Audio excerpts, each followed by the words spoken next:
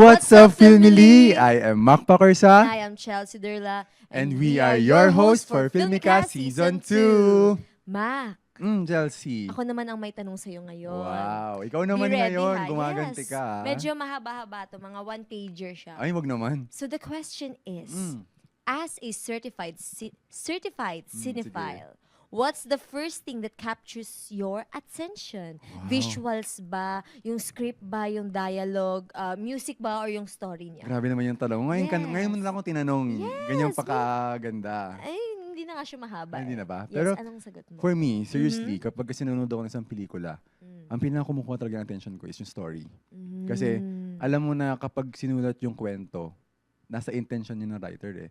Kung intention niya ba na magpahiwatig ng side ng buhay niya, Yes. or either naman na ano talaga, meron siyang gustong story na ipaalam sa lahat ng tao na gustong manood. Kasi para sa akin na, kahit gaano pa ka-technical ang isang pelikula, kung yung kwento is hindi siya enough para masupport yung iba-ibang aspect ng film, doon pala makita mo na kung ano yung kailangan ayusin.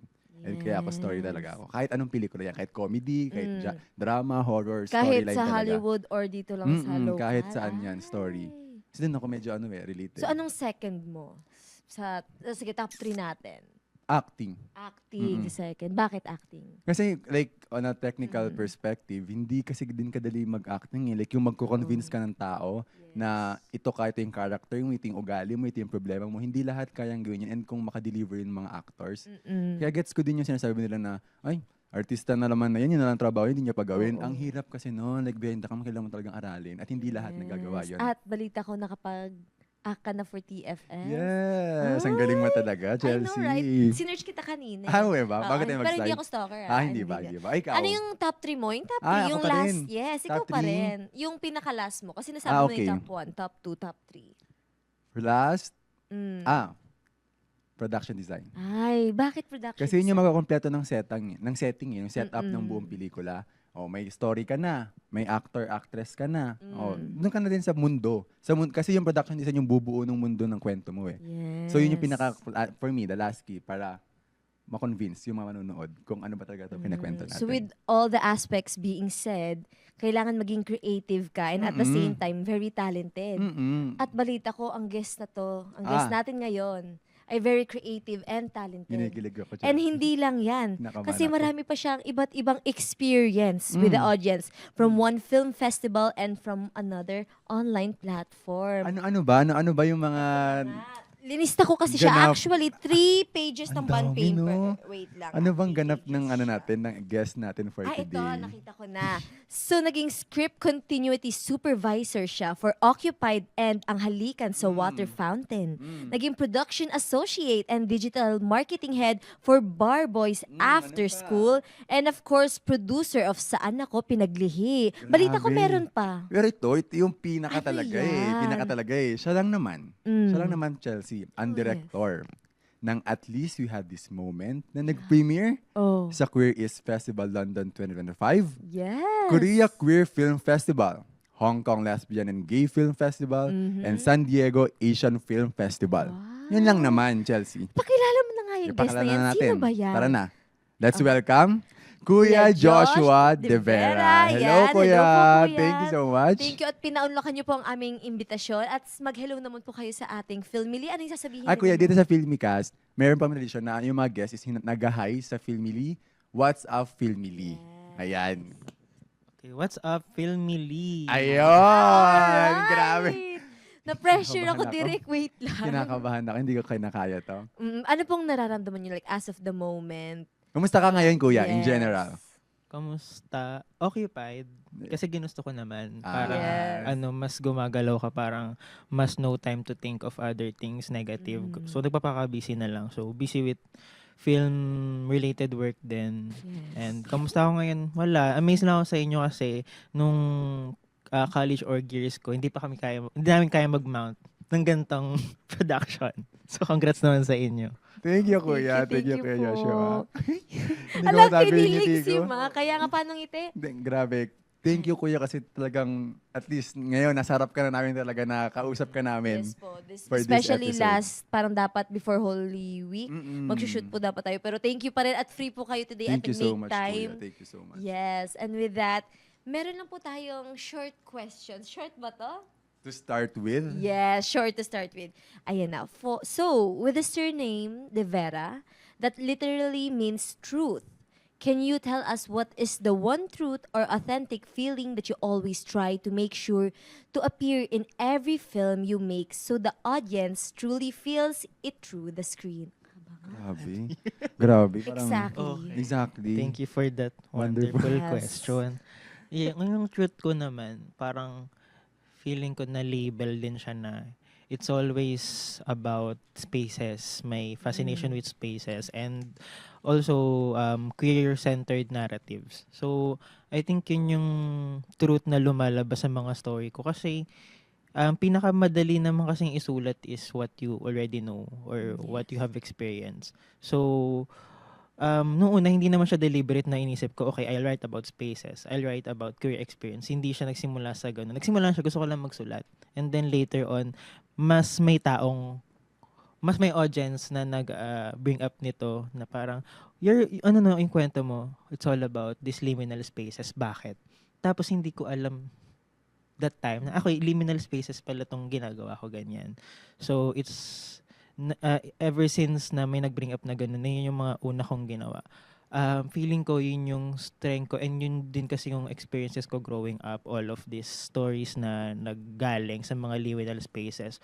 Bakit ba? So, yun yung mas kina-question ko sa sarili ko. Bakit ba? And then, dun mas may lumalabas na kwento.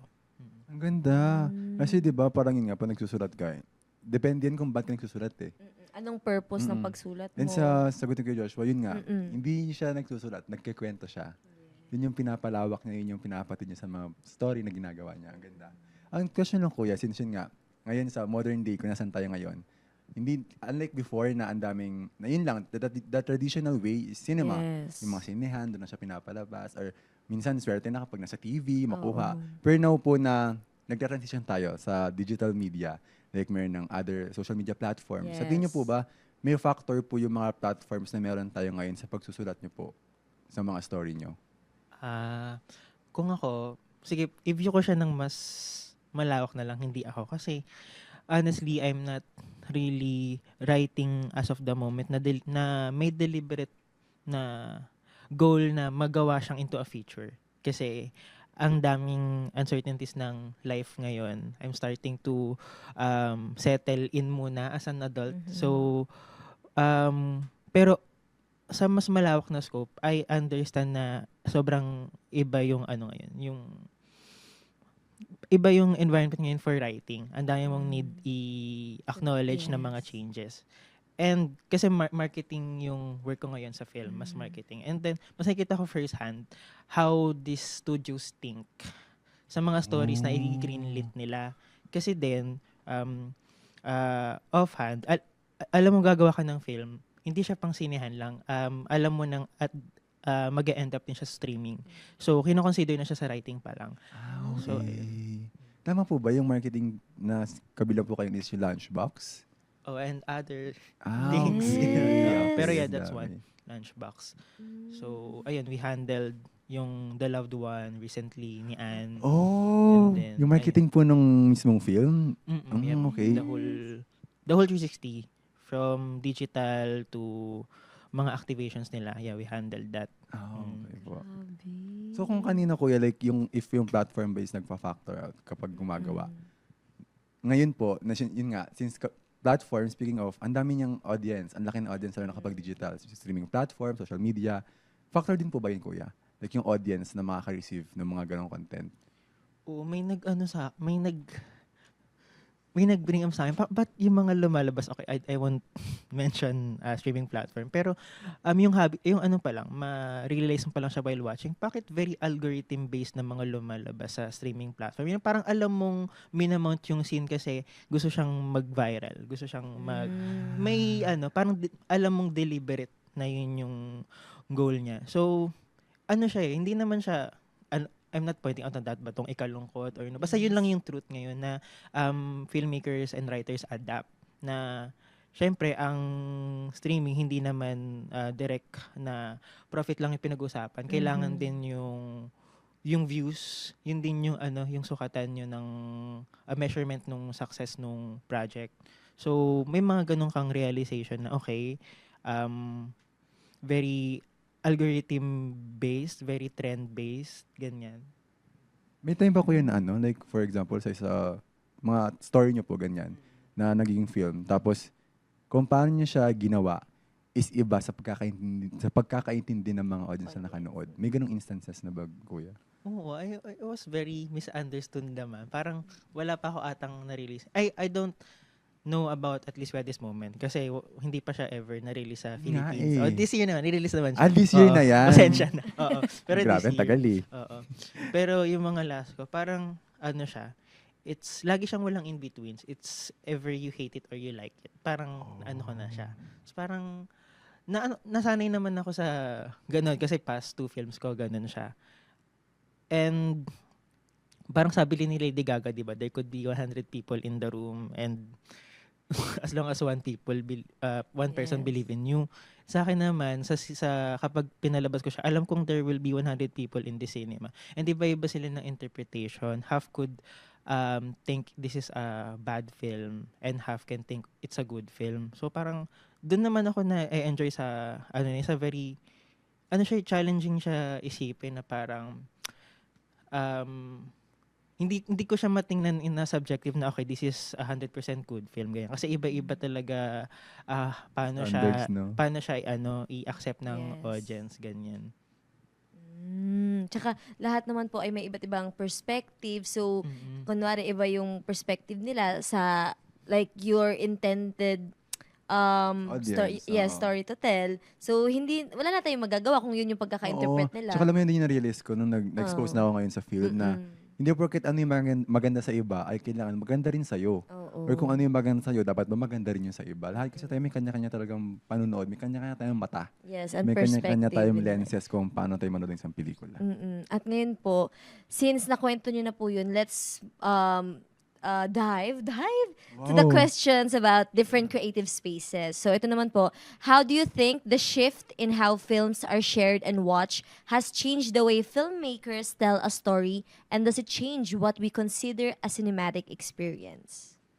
I don't really care so much na ang cinema lang natin yung sinehan, ganyan. Kasi parang ako na-enjoy ko yung cinema. For me, microdramas are cinema. Yung pagiging over the top niya, parang doon ako na aami sa pag-adapt din ng mga filmmakers Kaya yung ngayon. yung microdrama ba? Yun yung mga... Vertical. Ay, mga vertical. Mga ano vertical, ngayon. parang Trending yan ngayon, no? yeah, I know people think like it's very bad, but ako na-enjoy ko siya. Like sabi ko, they know what they're doing. Like hindi naman yan legit na pangit lang yung taste ng mga gumagawa. Yes. But they know na, siya, parang we also enjoy this over the topness of things, ganyan. Yung parang bigger than life siya. Ganyan. So for me, that's cinema. And I think cinema sa akin yung how we are Filipinos, especially great to adapt dun sa mga changes nga ganyan. Kasi after pandemic, di ba, parang ito yung decade na sobrang laking shift ng na hindi natin alam what is working na ba talaga. Kasi parang noong mga 2000s. Kaya tayo naumay, di ba, sa formula. Kasi merong standard formula na alam natin it works every time. And ngayon, even yung formula ng rom-com, pa rin siya hit or miss. Iba na din So, talaga. yeah, for me, cinema sa akin yung mga ina-adapt natin na what works na magaling na tayo. Like, for example, sabi nga ni Tonet Hadaon na Anora nalo sa Cannes, ganyan. Nalo sa Oscars, ganyan. Pero tagal na nating may Anora. So, sabihin matagal na, ang dami nating Anora. Ang dami na nating mga ganong type of films. And it's about that time na yung mga trend ngayon sa West, parang tagal natin ginagawa yan. So, why not adapt and showcase them na kayang-kaya natin gawin yan? Kasi bisado natin yung mga kadenang gintones, campiness of it all. Kayang-kaya natin yan. Totoo, no? Tsaka alam mo, perfect example din sa vertical drama, sabi nga ni Kuya. Si tatay ko, gusto niya yun. Saan niya napapanood? Sa Facebook. Facebook. Oo, kahit yung mga kaibigan ko rin, yung mga Manila, nakikita ko na. As in, ano nga siya, hindi nga siya yung traditional and yung typical na alam nating cinema. Alam natin na pinaka-platform ng mga actors. Pero kasi, yun na nakikita mo evolution ng mga sumasang-ayon din tayo sa platform kung saan natin siya pinapalabas. So, ano ngayon ko lang din na-realize So, ng magiging Kuya. stubborn tayo ng cinema lang is yung sinihan. Like, compare natin, sinong mas maraming audience kayo? Yung sinihan ba na physical o yung mga nanonood ng mga, nagdo-doom scroll ng mga drama na yan? Ganun. We have to think din, parang hindi lang natin tag dun, yung tampo natin sa audience. Parang isipin natin bakit ba ganun sila mag-isip, ganyan. So, ayun, sa kanila din tayo makinig minsan. Totoo. Factor yun kasi sino pa ba yung manonood, di ba? Kung hindi yung rin naman sila. audience din. And dahil nabanggit nyo na po ang keyword natin sa next question, which is audience, pumunta naman po tayo sa audience's interpretation. So for the question, how do you feel about letting audiences interpret your work in a ways you may not have intended? Parang ini-embrace nyo po ba siya or you are parang facing it as a challenge? Parang, okay, challenge to sa akin.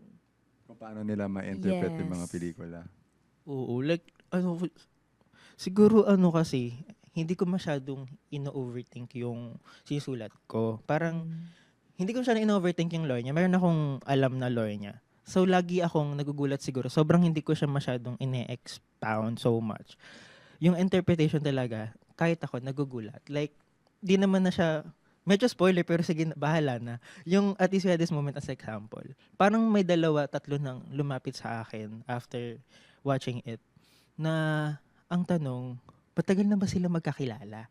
Or, kasi ako, sinulat ko siya, definitely, chance encounter yon. Like, doon lang sila nagkaan. Tapos parang may mga tanong na parang ang basa nila, patagal na ba sila magkakilala? Ganyan, kasi feeling nila may past na. Ganyan. Parang, doon ako, like, sobrang fascinated ako. Tapos pinapanood ko ulit siya ng ganong lens, na magkakilala na sila tagal na. Parang, nga, pwede.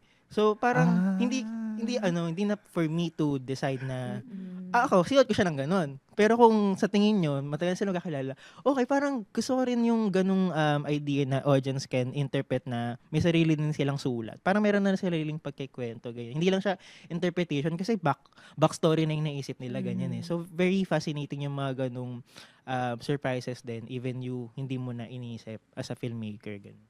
Doon mo talaga makikita kung gano'n ka-invested yung manonood dun Oo, sa like output bawat mo. Like, details tinatanong nagawa na nila nila. ng kwento. Oo. Ang ganda. Yung backstory. Oo. Kasi na-experience ko din yan, kuya, yung kaputukan ng Hello, Love, Goodbye, 2019. Mas parang, di ba, siyempre, sobrang nag-boom na siya that time. Yes. Siyempre, yung tickets din, iba din yung boom niya that Oo. time. Tapos, magulat ako sa Reddit. Hala, may sequel na agad sila. Hala, may prequel sila. Like, ang dami na talaga. So, kung gaano ka-invested ang isang audience, alam mo, masusundan yan. Oo. Kasi nga, magbubunga na rin, mag-aanak-anak na lang yung mga yan ng mga kwento pa. At yan nga, nagka-sequel nga, tignan mo. Diba? Kaya nga, tsaka parang interactive na din siya in a way na parang, okay, what if kausapin ko tong sila scriptwriter, sila direct, ganito ba talaga dapat to? Ayun na nga, magkakilala na ba sila matagal Like na? yung script, buhay pa rin siya. Kahit Oo. nasa pelikula na siya, kahit nalabas na siya, buhay pa rin siya kasi pwede pa rin siya maiba. Depende na yun sa nanonood talaga. Ang ganda ng Kaya kuya. nga may term yung mga directors, parang kapag nag-premiere na, nanganganak ka. Kasi iluluwal mo lang siya tapos wala ka nang di mo na kontrolado kung how will people respond dun sa anak mo, ganyan. So, really have to maging handa na pwede siyang bugbugin din. Hindi lang siya siyempre pupurihin kapag pinanganak mo The na. reality. May mga bubugin. Pwede mo siyang ipagtanggol at some extent, pero hindi laging ganun. So, minsan talaga, wala kang choice kundi, kaya mo bugbog yung Oo. anak mo. Ang pangit ng metaphor. Pero wala. Minsan bubugbog yung Ganda. anak mo. Yes. Ano lang siya. Yakapin mo na lang siguro siya pag uwi niya. Ganun. Kuya, for you ba, meron bang tamang way ng pag-i-interpret ng isang storya, ng isang pelikula? Paano? Na-challenge ako sa tanong. Kasi baka kasi definitely wala namang tama. Like subjective din Pero kasi baka siya lang eh. din eh. No?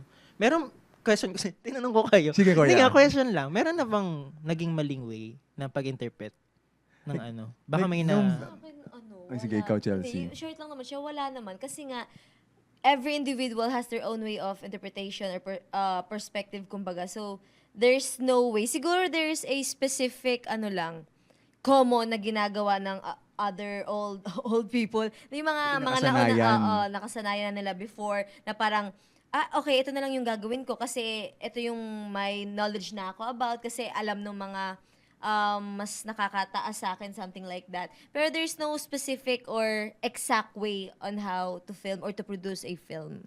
Ikaw ba, Map? Sa akin kasi, parang ang hirap din kung may tama ba o mali. Kasi unstructured yung sagot. Kapag tama, meron talagang susundan. Like, formula na siya, like structured siya. Pero kapag wala, subjective talaga siya. Pero like yung pinanghawakan ko lang, feel ko, walang tama at walang mali. Pero sana lahat marunong maka-appreciate. Yes. Kasi hindi kasi biro yung kahit sabihin natin, di ba nga pag sinasabi, ang pangit naman ng pelikula na yan. Ano ba yung pangit para sa'yo? Diba? Ano bang standard mo Ano ng ba yung pangit na para sa'yo, bakit siya naging pangit? Pero sa likod kasi noon, may pinagdaanan din kasi proseso yun eh. Hindi nga natin alam kung gaano siya kahirap, gaano siya kalaki, gaano siya karami. Pero like for me, sobrang, iba yung tama sa mali, pero sobrang dali lang maka-appreciate at maging mabait sa mga ibang filmmakers din. Yes. Parang ready ka na magpa-press conference dyan, So, Map. babalik tayo kay Kuya. Yes. Kuya Joshua, ano ba yung thoughts niyo po doon? Feeling ko naman wala. Wala rin. Oo, yun lang. Wala namang mali. Yes. And, Kasi kung magkakaroon din ng mali, parang wala na rin sense kasi nga, di ba? Lahat nga tayo may freedom gumawa na kung ano yung gusto natin. Eh. So bakit wala tayong freedom kung ano yung gusto isipin natin kada makakanood tayo ng isang pelikula? tsaka even though may mga film theory, hindi lang naman doon na parang, hindi lang naman doon dapat mag-base yung mga filmmakers, Ay, isa pa yan, kumbaga, Kuya. explore. Di ba yung mga mga nag-film review sa OCMEDs, like, meron makita may 5 stars, tapos bigla, may 1 star yung One, kabilang. So iba-iba talaga, lahat tayo may kanya-kanyang lenses. Siguro, kesa we think what's correct and what's not sa pagbasa ng isang pelikula, yung mas isulong na lang natin yung film literacy pa, di ba?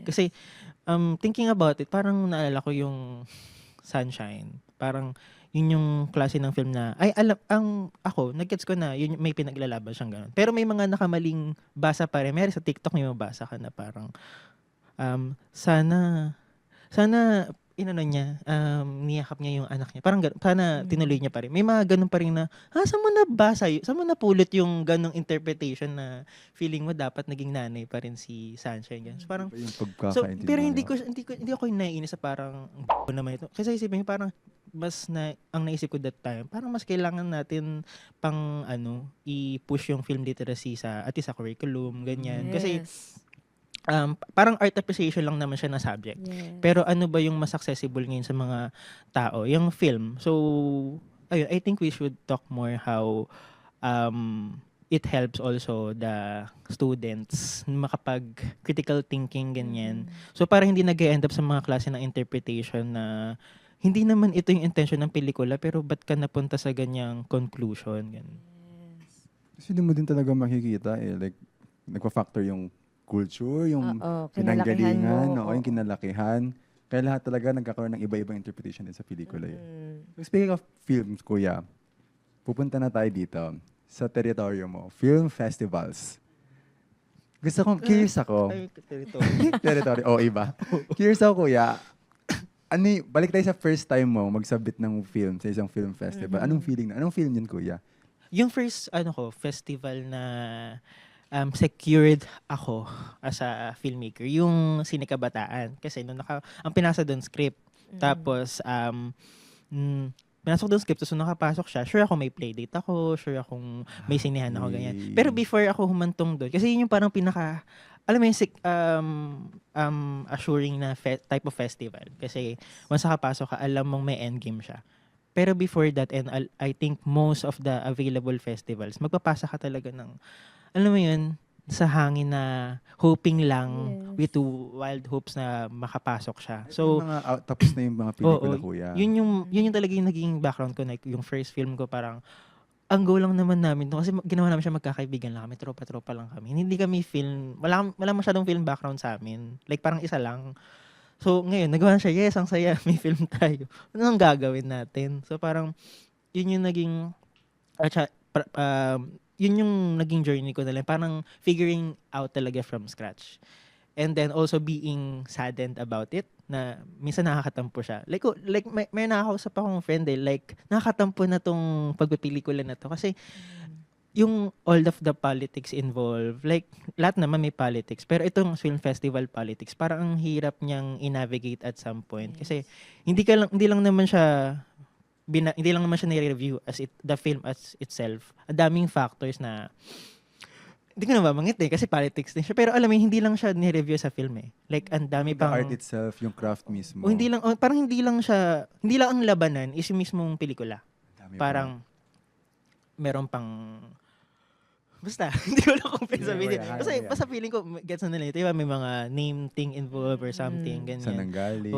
Basta, tsaka premiere status, tingin. Kaya parang doon ko siya, mas na-figure out ko na siya ng mga, sa at least at this moment. Kaya siguro medyo gumanda yung route niya. Kasi, ganun din siya ulit ginawa na parang the film is intended just to be made and then wala kaming definite festival kung saan siya. Wala. At least we had this moment. Parang lang din siyang passion project kung iisipin. Pero at least doon, meron siya kasing producer na yung 901 Studios. Parang they just want it to be made. Kasi because they're very in love with the project nung pinitch namin, ganun. So, ang talks na lang after. So, okay. Saan natin ito i-premiere, ganyan. And then they help naman with the distribution. So, doon namin nabasa yung route niya na okay, we're going to the route of queer-themed festival. Kasi may mga ganun pa kung saan ba. Kasi minsan nga, you can dream higher pa, di ba? Parang, yung mga premiere status, usually, you go for the highest route na mag-Cannes premiere, mag-Sundance premiere, para mas madali yung, parang mas madali na ka siya after. Parang ikaw na yung hahanapin ng mga, parang ganun siya. Yung platform na, yung signature na, branding na. Ganun. So, parang hanapin ka na. So, kami, di man ako masyadong nag-dream high kasi parang wala pa naman akong super name sa international scene. So, I opted dun sa mga queer-themed festival kasi apparently meron naman ng buzz from at least at this moment nung pinopromote siya na pipick up na siya ng mga queer circles kaya. So, especially mga queer festivals din.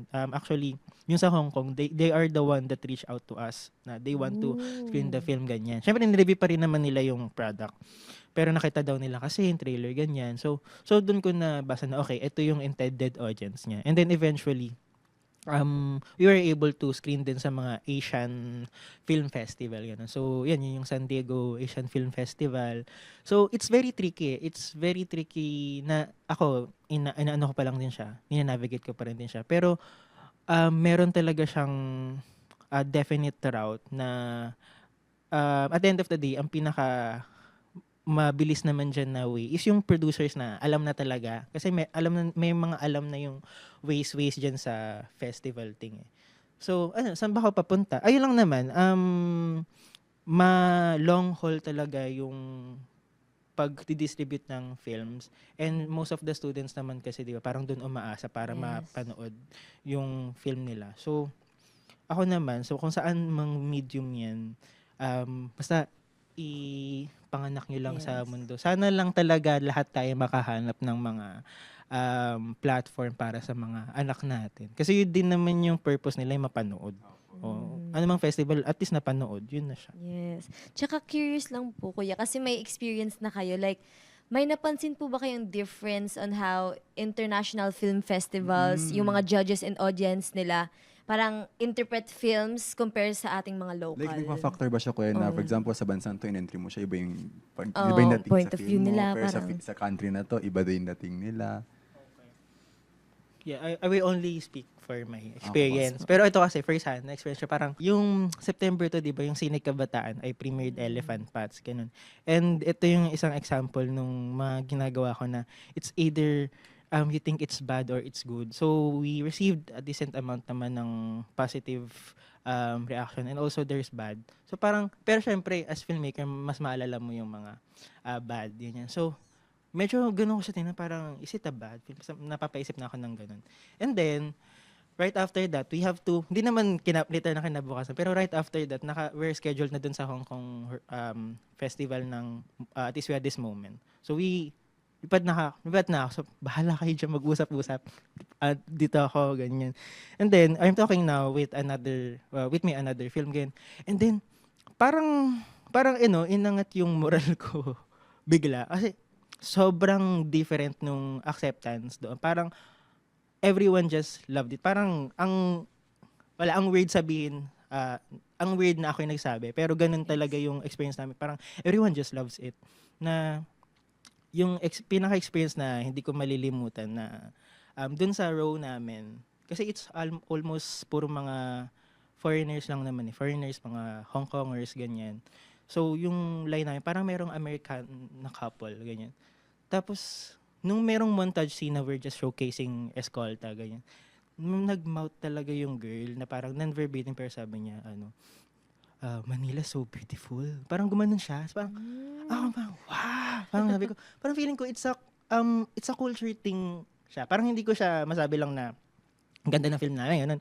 Parang hindi lang siya ganun. Feeling ko, they're more amazed doon lang sa ibang lente that we can offer. Kasi, or baka din, yung how we presented the film, ano kasi, very visual ng ganda ng Maynila. Na baka they're not familiar to it. Kasi parang, di ba nga, kapag ina-export yung films natin, very slums, or the grit of it, ganyan. Pero, parang dun kami dun sa ganda naman niya. Or, mag-fantasy lang tayo, ganyan.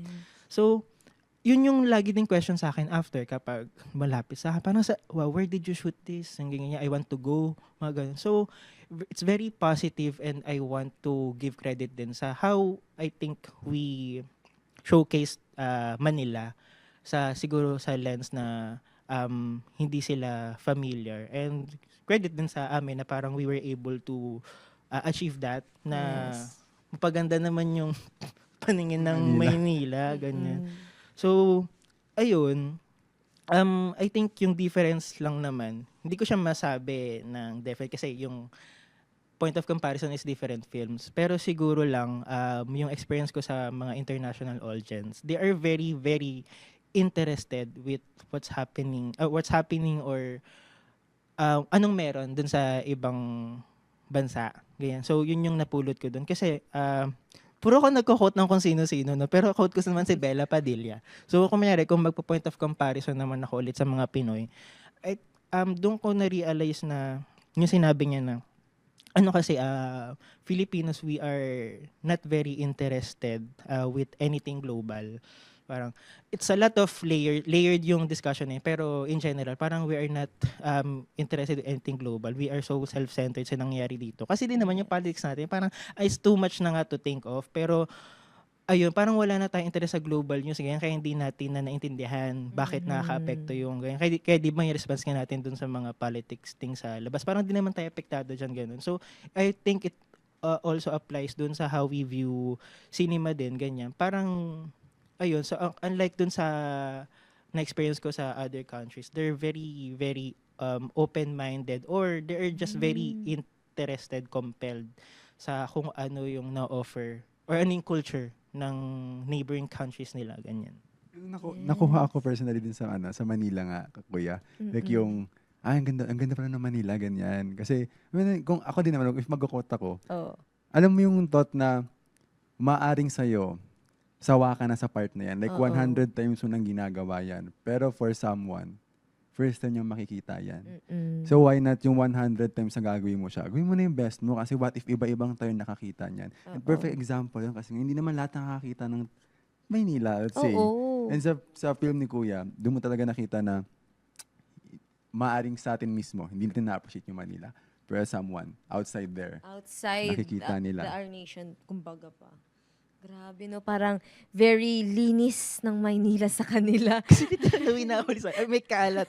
Di ba? Very, hindi nila alam Konting yung- linis. Medyo yan na naman natin siya. Parang kasi ang point niya maging postcard of. Parang siyang time capsule. Okay. So, yun talaga yung visual natin. Nakita ko yung parang- stills nyo nun, Kuya. Oo, Grabe. sabi ko, ano talaga siya, definite talaga na bawat still nito parang pang postcard ganyan. Parang kasing time capsule siya ng era na to ganyan. Kasi yun din yung na-miss ko sa mga films before. Parang time capsule talaga siya ng panahon na yun. May manood ka ng mga broka. Parang yan yung Pilipinas na una nakamiss ganyan. Tapos parang ngayon, hindi siya so much captured yung what's the culture now or what does Philippines look now, ganyan. Daming factors, of course.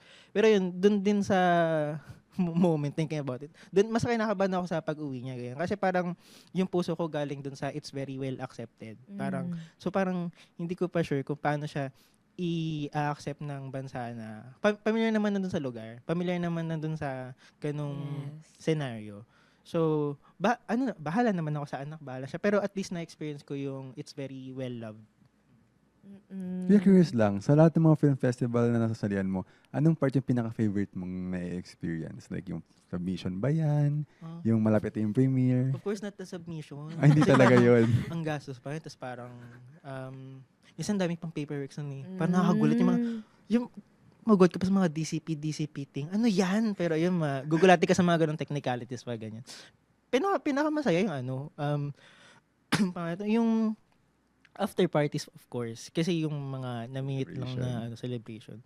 So, may mga dami kong mga experience na knowing interpretation sa gawa ko. And also, knowing then how they make their own film. Ganyan. So, yung mga conversation that come sa mga ganong after parties. Ganyan. Tsaka mga festivals, they love to mag-throw ng party, ng drinks, di ba? Q-Cinema pa lang. Parang doon ko nasulit yung Q-Cinema. Parang every year buti na sasama ko sa mga nila. Painom nila. Mahilig silang painom, ganyan. Kasi yun lang naman yung Yun yung, Celeb talaga after. doon kasi magsalita yung mga filmmaker na yan. Yung mga sa mga painom-inom na yan. Tsaka doon sila mag-yes. Kaya siguro, lagi siyang staple sa mga festival. Yun. Personal experience ko rin, kuya. Nakapunta na kasi ako sa Hener, sa may bandang diba? Thomas. Tapos, makikita ko, casual lang ng mga artista doon, casual lang ng mga filmmakers doon. Yung kasama ko si Mariel. Tapos makikita ko, parang, ibang feeling pag makita ka ng film director at artista sa set. Iba yung feeling pag nasa casual setting lang sila. Like, nakaupo lang sila sa lamesa, upuan, kumakain lang sila, iniinom nila din kung ano-ano. Syempre, tao din naman sila. Oo, parang, Pero yung Henry yung safe space nila, parang doon ka makakita ng Elijah Canlas on a random Tuesday. Parang ganun. Kung gusto makita yung alam mo yun, nagiinuman kami ng friends, and then a wild agot Isidro appeared. Parang, nung sa amin nung kuya, nakita namin si JC Santos. At saka si Direk Andoy. Andun din sila. Sabi ko talaga, grabe. Parang pumunta ako sa after party na hindi ko alam kung ano. Parang nasa sala lang nila, ganun level. Ay, ganung level. Tapos nakapambahay ka lang din noon. Oo, ay, hindi, nakaayos naman. nakaayos naman Kasi siya. galing akong bus sa cafe nun sa akin. Nagsabi ng brand. Pero yun nga, ang saya. Ang saya ng feeling. Grabe. Experience ko ba na ganun? Nung bata ako, kasabay ko daw si Ding Dong Dantes ba yun sa eroplano? Pero who knows? Who knows? Gusto kong malaman yan. Sige, aalamin ko yan pagkatapos. Pero, yes po kuya. ano pala, yung talking about sa mga inuman places. Parang kasi hindi ako film student. So, mas ang training ground ko yung mga period sa labas or yung mga workshops, ganyan. Nag-workshop ako, pero natuto talaga ako sa mga inuman. Like legit. Yung mga director, ang hilig nila magpa-symposium kapag lasing sila or kapag nasa inuman, ganyan. Yung brain cells nila doon gumagana. alas 3, bigla kang lalapitan ni Victor Villanueva. Magsisymposium siya mga 2 hours, nagkikwento siya about the history of ganito, ganyan. Si Direk Irene naman, yun din, may hilig mag-hener, gano'n. Diyan ko siya magtuturo ng, kinito niya sa amin yung whole, basta yung whole backbone ng The Loved One, kung tungkol siya, what is it about. Sa Hener ng inuman na kami ganyan. So, I think, yun nga, ano bang point na sinasabi ko? Wala lang, Ganap hindi, talaga. mas, yung training ground natin, mas hindi siya yung traditional talaga. I think it's on the community. Yes. So, doon tayo matuto. Saya nun. Ang galing din kasi sa after party pa parang nagkakaroon ng connections and more. Hindi naman siya nakakapagod ng brain cells, kuya. Or doon kayo mas comfortable. Mas focus ka. Kasi syempre, casual. Like, unlike sa workshop, parang pwede kang Kailangan antok-antokan proper formal Oo, form. proper formal. Talagang Parang intimate pa. tropa-tropa lang. Oo, natatapos lang yung symposium niya kapag, umaaraw na, tigil ka na. Direct. Diba? Grabe, sinusulit pala ang oras. Ngayon, kuya, balik po tayo sa criticism. Siyempre, kasi nabanggit niyo po kanina na parang, Film festivals, no? yes, parang, okay, na dito sa bansang to, love na love nila yung gawa niyo. Like, sobrang amaze sila. And then, parang natatakot kayo bumalik sa mga comments or thoughts ng audiences within our country. So, from your perspective naman po, as a filmmaker, how do you think online criticism and discourse shape the way audiences interprets the story? Paano niyo siya hinahandle, kuya, yung mga ganyan? Ako hindi ako personal. Pero siguro I just want to address na parang, yung going to, talaga siya, tawag ng film literacy na sana mas, magbasa tayo ng pelikula kasi yung letterbox culture, parang sobrang helpful siya for discourse. Pero yung mga reviews kasi parang sobrang knee-jerk na lang na, knee-jerk reaction na lang siya na may mga pawitihan sila ng mga reviews, Oo, ganyan. ito ko rin Pero yun parang, nandadaot na lang ba tayo ng mga pelikula that we hate or do we really want to converse about it instead? Parang sana mas ganun tayo papunta than yung mga one-liner na parang nagpapabibo ka na lang tapos iwan ng one star. Parang anong gusto mong sabihin talaga? Like, Yes. kasi may mga taong involved dyan, may mga tao pa rin. But at the same time, ako naman, kung personal ko, I don't want to take mga reviews personally kasi think about it, yung mga nagre-review, hindi nila iniisip yung director writing it. They just think about what they've seen. Hindi na syempre isipin na, nagpakapagod, nagpakahirap yung mga filmmakers para Totoo. gawin yan, dugot pawis. Hindi na isipin yun. Iisipin na, nasagayang ba ako ng oras dito? Hindi. May napulot ba ako? Sumaya ba ako dito? Hindi. Ganyan. Tapos, kaya hence yung ganong mga...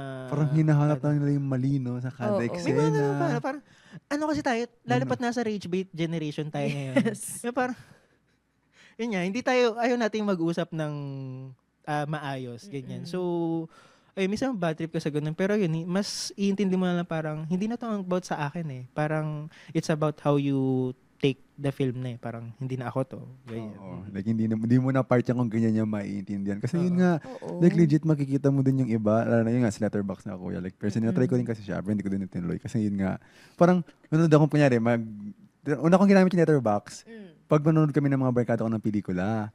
So, kunyari, oy, tara na, tayo, streaming platform tayo. Sige, checklist yung Letterboxd, dyan tayo mag-base. So, makikita ko, pag sa Reddit, let's say, okay naman. Parang goods naman, ganyan. Pero pagdating sa Letterboxd, ba't parang 2 stars na lang bigla. Tapos pagkita ko yung comment, yun nga, puro one-liner, parang, anong maiintindihan ko dyan? Parang ako na hindi ko pa napapanood yung pelikula talaga. Wala akong mapapulot sa review mo unless kilala kita. Like, kilala ko na yung kung paano mo sabihin, paano mo magkwento. Pero ano ba yung intention mo, ba't mo ni-review in the first place? Like, yung iba, ginagawa talaga ng journal lang, para lang maging tracker lang na mga pinanood nila. Pero yung iba, para lang talaga, let's say, mambash, ganyan. So, na-rage bait ka na ba? Oo. Parang Dami. madaming beses. Marami. Mga ilan? Below. Siguro mabibilang pa sa kamay. Mabibilang pa. 5 kamay, ganun. Ay, Ganun ang dami. kadami. Ano namang thoughts mo doon if ever like, okay, na-rage bait ako. Like, Kapag sa mga film reviews ba yan? Yes. Or pag naghahanap ako ng pelikula? Siguro ano na lang din. Kailangan mong basahin yung mga comments na gusto mong mabasa at huwag pansinin yung mga hindi mo naman gusto talagang makita. Like, alam mo yung thought na makinig ka sa mga taong gusto mong maging in the future.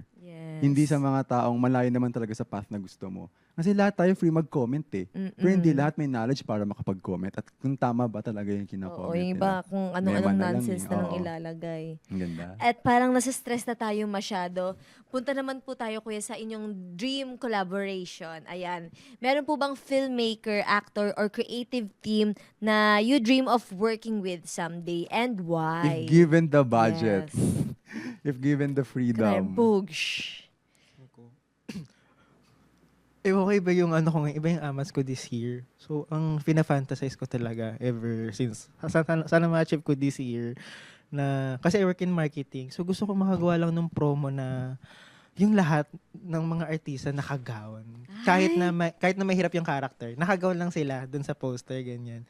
So, parang yung tingin ko ngayon, parang nandun ako sa, I just want to make something over the top ngayon, even teleserye, ganyan. So, sana. Parang yun na yung goal. Magawa ko lang sobrang bakla. Kasi parang, feeling ko natuyot din yung utak ko kaka-pelikula. Or sa environment ng critical thinkers. Ganyan. I'm not saying na hindi critical thinking. Pero mas parang iba rin yung creative juice na hinihingi, ni-require ng mga ganong klaseng content. So siguro, yun nga, ang goal ko talaga, sana in this lifetime makapag-teleserye kahit short. Tapos very over the top siya, ganyan. Nagsasampalan ng tanghali. Talaga, no? Yung tanghaling tapos yung Ewan ko hapon. ba? Ba't ba yun yung... Yung lahat ng tindahan sa hapon magsasara para lang mapanood to. Oo. Tsaka rin kasi nag-work din, siguro din na-open lang din yung lente ko sa sa serye kasi ibang klaseng audience na naman siya, di ba? And then may audience siya kasi I work dun sa marketing naman for a teleserye din. So parang amazing din matap pala yung yung mga nagsasari-sari store, ganyan, yung mga nanonood sa kalendarya. Parang gusto ko rin matap yung ganung audience. Siguro lang fatigue lang siya dun sa cinephiles. Baka ganon.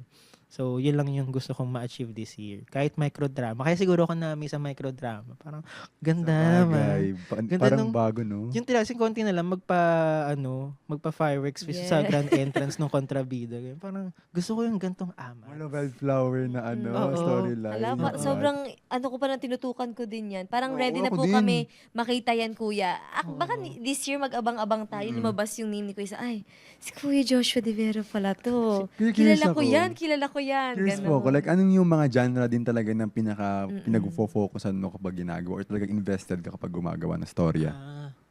Ano talaga? Parang slice of life. Ganun.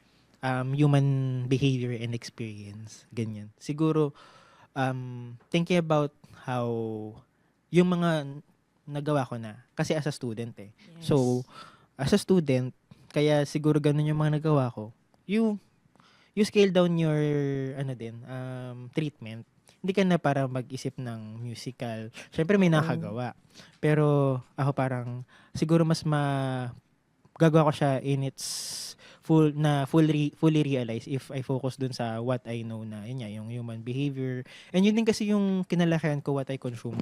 I really grew up with Asian cinema, ganyan. And also yun din yung nung mas mga high school na ako, yun yung mga kinoconsume ko talaga, mga Koreeda, mas focus ako kung ewan ko, ang weird, pero yung mga fast-paced, parang mas inaantok ako or nawawala yung attention ko kasi siguro overwhelming yung nangyayari. O unlike kung bigyan mo ko ng 4 hours na Chinese film, ganyan, tapos halos naglalakad lang sila, mas focus ako doon. Ewan ko. Kasi mas gusto kong yung nuance than all of that. Kaya, Yung mga past lives, ganun. Yung mas mga hindi pa nga siya na-revert. slow. Mas may mas slow pa doon. Like, Legit? may mga upbeat siya pang very slow, pero hindi pa ako nakakarating doon. Pero, kaya tinay ko kung yung MCU, siya. Pero inantok talaga ako sa Hawk. Parang ang weird. Parang ang dami nangyari. May nagsasabugan, pero inaantok ako. Pero binigyan ako ng Koreeda na parang halos lang sila. Lalakad lang, ganyan, mundanity. Parang mas doon ako, wala lang, parang you're very present kasi, I think. Sa bagay. Ang hirap kasi execute ng mga ganun eh. Ang hirap din ni Mount niya kasi yung kasi nga yung nuance, ang hirap niya kasi dayain. Kasi, yun lang, kung titingin ka lang ng, ano ba mga example sa Pinoy films? Wendy Ramos Household lang. Parang, lang siya nuance ng Filipino household. Ang hirap niyang dayain yung ang dami nangyayari sa isang bahay. Pero it's very real at alam mo kung saan ka magpo-focus. Ganun. Hindi sila sabog-sabog. Ganun. Parang, nga nagulat. Tama naman. At saka isa din pa pala, like isa sa mga challenges na nakikita ko, kuya, yung mga one-shot film, yung mga ganun. Yung nuances din talaga dun, sobra din. It's a technical, technical talent naman siya. Kasi ang lala nun. Parang, sobra. oo. Napanood ko po yung Some Nights I Feel Like Walking, yung last part. Grabe. part. Barrio to barrio yung one-shot nila doon. Grabe, ang ganda nun. Pero like, kuya, 5 years ago, nakita mo ba yung sarili mo na nandiyan ka na sa posisyon mo ngayon? Na nasa sofa ka? Like in general. Nakita ko naman sa sarili kong gumagawa kasi yung mga 5 years ago, di ba yung cute question sa'yo na ano bang gagawin mo? Ano bang career mo? Ganyan. Nandun lang naman ako ito yung alam ko gusto kong gawin eh. So, feeling ko talaga, dito ako. Parang dito talaga ako mapupunta. Another question lang yung saan ba papunta yung path mo? Kasi hindi naman linear yung path ng pagiging filmmaker, di ba? And parang hindi rin naman lahat ng filmmaker gusto maging director. So even me, that's my question to myself. Ano bang gusto ko talagang department ganyan? Kasi definitely now, hindi ako nagra-rush na maging director. Kasi ibang siya. Tsaka I'm 24, parang hindi rin ako dapat magmadali. And also, na-realize ko rin doing short films, ibang responsibility rin mounting series, film, ganyan. So, lang naman siya. Feeling ko naman ma-achieve ko siya. Kasi, kaya goal ko siya nung 5 years ago, ako talaga yung lumaban dun sa thinking na kailangan ko siya ma-achieve. Kasi wala akong, paano ba to? I mean, hindi kasi ako nag-film school. So, I figured it out talaga myself. So, hindi lang siya On your pangarap lang own. na inano mo doon. Like, Yes. ginapang talaga siya. Like, legit, kung ano-anong pinagtatry ko, makapasok lang sa mga production, ganyan. Like, hindi siya yung nasa dadapo lang sa akin, okay, pwede ako mag-prod. Like, hindi, kasi wala kami requirement na gumawa kami ng short film nung, nung college ko. So, kung nag-figure out ko talaga paano ako kahit makapag-PA lang. So, yung even first PA ko, like, feeling ko, achieve na achieve shit, makakapag, Yes. ako, magiging part ako ng isang thesis, kahit yung mga ganun pa lang. So, ayun.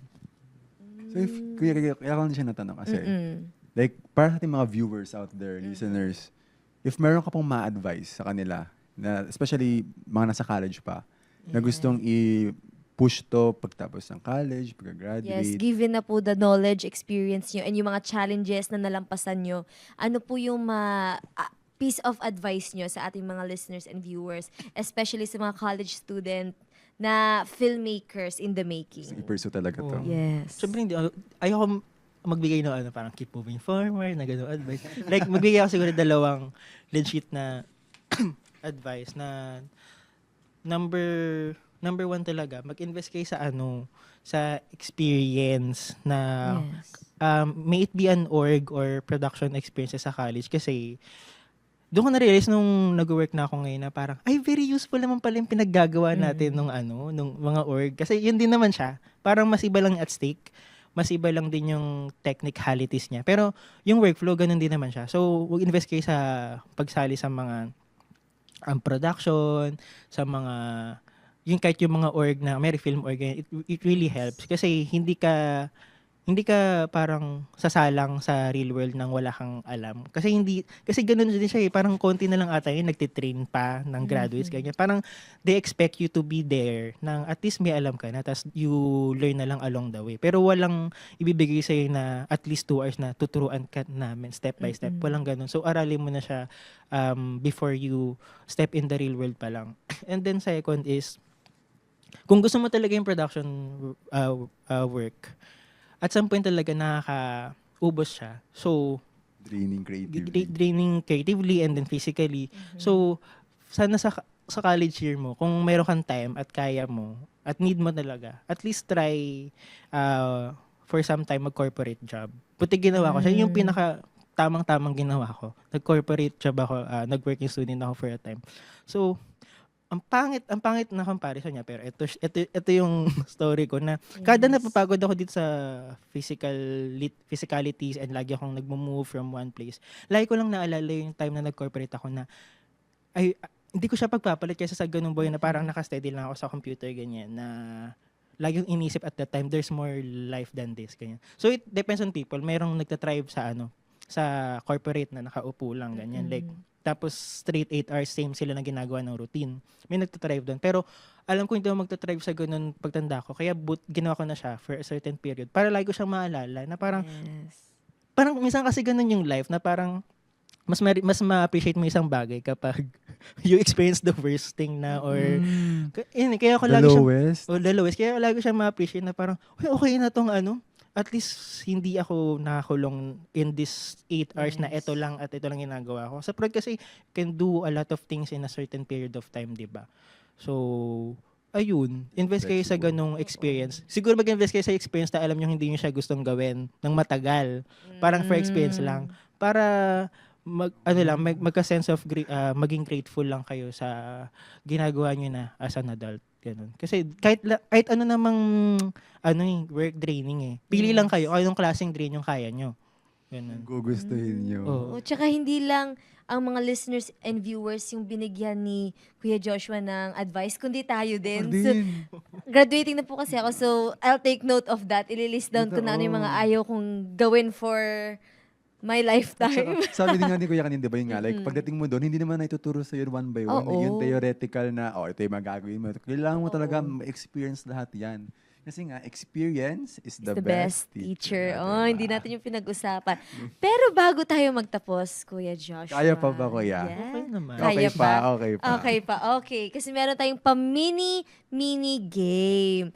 Okay, so ang... Jika, Kuya, okay pa? Chill lang, chill. Yes, okay. So it's titled Cinema or Not Cinema. Okay, so a concept, trend, or object related to filmmaking will be given, and you have to decide rather, whether it's cinema, ang cinema ay G, and not cinema meaning not G. Yes. Okay? So after you choose, briefly give a reason for your answer. So magsasabi lang kami ng Isang one statement, phrase, kuya, one tapos statement. sabi mo na if cinema, G ka, or Not cinema, hindi Di G. ka- Then Pass. explanation. Okay. Yeah. Okay. Ikaw muna, Chelsea. Okay. Subtitle, cinema or not cinema? Cinema. Cinema. And it was all a dream plot. Cinema or not cinema? Oh, what's that cinema? Not cinema. Kakatawa. Okay, open endings. Yeah, cinema. Cinema. Cliffhanger endings. Cinema. Cinema. Branding ni Kuya. yun. Yes, breaking the fourth wall. Ginawa ko na siya. So, cinema. Yes. Post-screening discussion panels. Cinema or not cinema? Cinema. Online fan theories. Cinema. Cinema. Experimental cinema. Cinema. Silent or no dialogue films. Cinema. Modern adaptation of classic books. Cinema. Cinema pa rin. Eto. Except, charing. May Hindi exit mo. yun. Eto, last. One-shot takes. Yeah, cinema. Cinema. Grabe. Parang halos lahat. Sagot ni Kuya ay Ang cinema. not cinema niya is, and it was all a dream plot. Bakit, Kuya? Bakit po? Bakit ayaw mo na? Hindi man siya, Hindi, lang.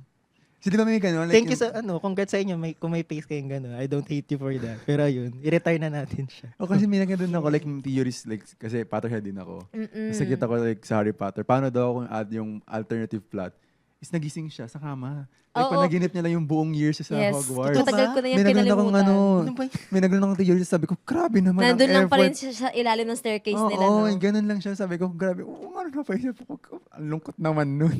Pero ang Kaya dami mo pag nanonood na-experience. ako ng movie, let go and forget na lang talaga, lalo na pag drama. Kung ano lang yung hinatid sa'yo, yun na yung iintindihin mo, talaga yun na yung Oo. babablemahin mo. Kaya, okay na yan. Again, Kuya, thank you so much, Kuya Joshua. Thank you so po. At much. pinaunlakan po nyo na ang invitation namin at nag-spend po talaga kayo ng time kasi ang daming araw ang nabawas, especially. Alam ko ang busy ni Kuya Joshua, Yes. pero andito siya ngayon. Nasa Filmica set siya. Yes. At kasama niya tayo. Thank you so much, Kuya Thank you Joshua. po so much. Ay, baka meron po kayong gustong i-plug na I-promote, social media. Kuya. Yes. Philippine release. Oh, Yes. Philippine release. Check niya sa Instagram na lang kapag may date. Pero meron naming date, ayoko lang announce. Pero Ay, malapit na. Oh, yan. Malapit At least na. we had Malapit this na. moment, makita-kita tayo sa everywhere starting this year. Yeah, homecoming. Sana po mag-year ulit tayo at tikman ang ganda ng Maynila yun. Thank you. That's Starring Andre Miguel, Raven Rigor. Parang nasa ASAP, no? Totoo, Yes. online. Thank you po Alam mo, personally, kasi again. gusto ko din talaga yung pelikula. Nakita ko na yung mga teasers na tsaka stills. Send mo sa akin. Kuya, abangan ko yan, personally. Thank you po Again, again, thank Kuya you, Kuya. Thank you, Kuya Joshua. Grabe, sobrang insightful ng Nakikinig araw lang na ako ito. sa kanya para na akong Kaya nga, nag-take nag-aaral. notes Oo, na ako. parang Wala ako lang nakikinig akong sa ballpen. seminar. Sabi ko, okay, visually nasa utak ko na to. Ang ganda, ang Once ganda. again, thank you po Thank again, you, Kuya Kuya. Joshua. Chelsea. Yes, Mac. I think it's time. It's time. Again, I am Mac Pacorsa. And I am Chelsea Durla. And this is Filmica Season 2.